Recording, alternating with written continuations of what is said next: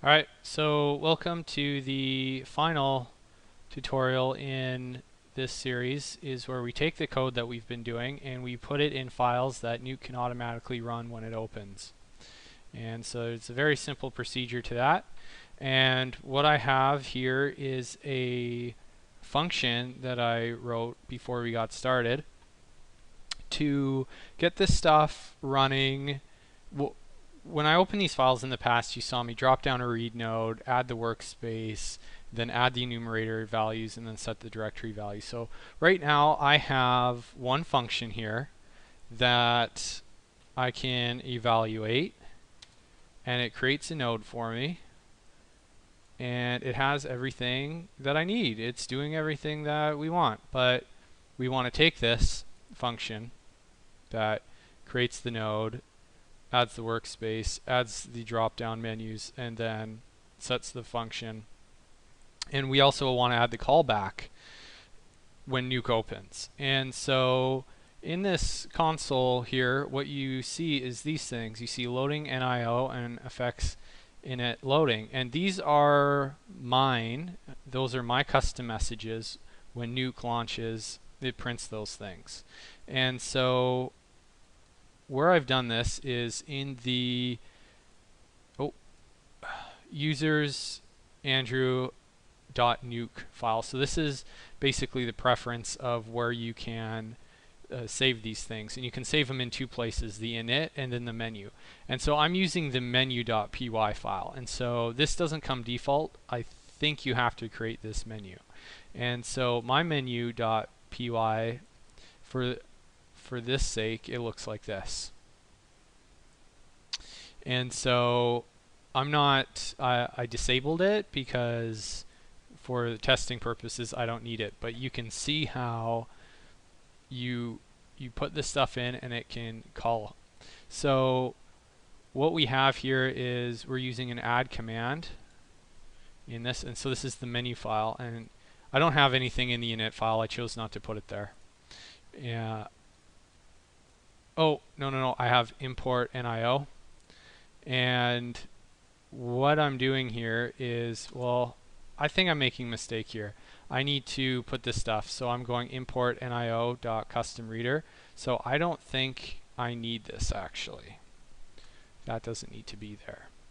And as you can see, I have NIO and I have custom reader.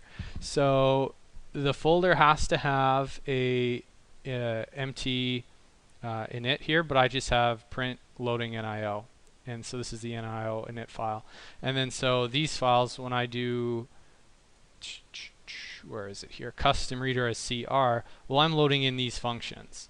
And so that's right here, it's these ones, but we're going to change that, and we're going to save this one so you can see how it goes.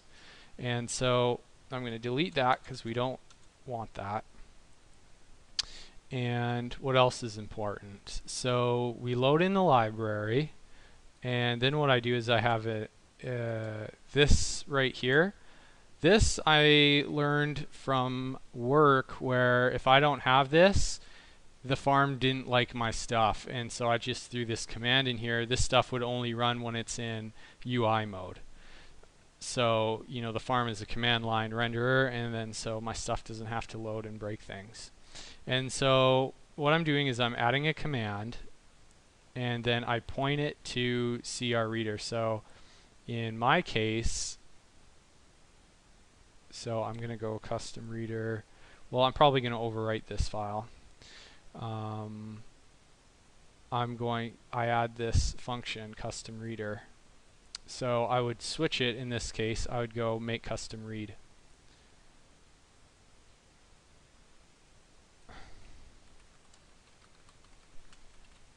And so I point to the function, and so remember there's no brackets here, and this R is basically overwriting the hotkey, is what, so I can hit R.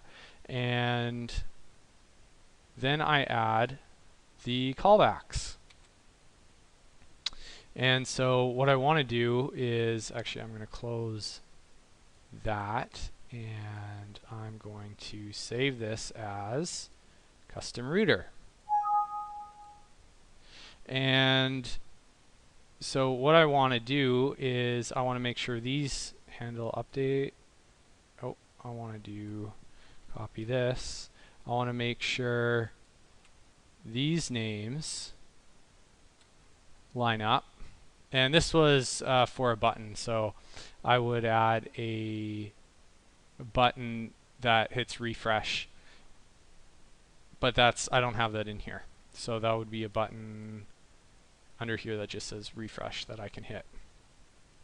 And so I have this for now, and I'm going to save this. And I think we're going to give this a shot. Okay, so I paused and checked if it was working. I did make a mistake, but I corrected it. I was missing an import nuke here.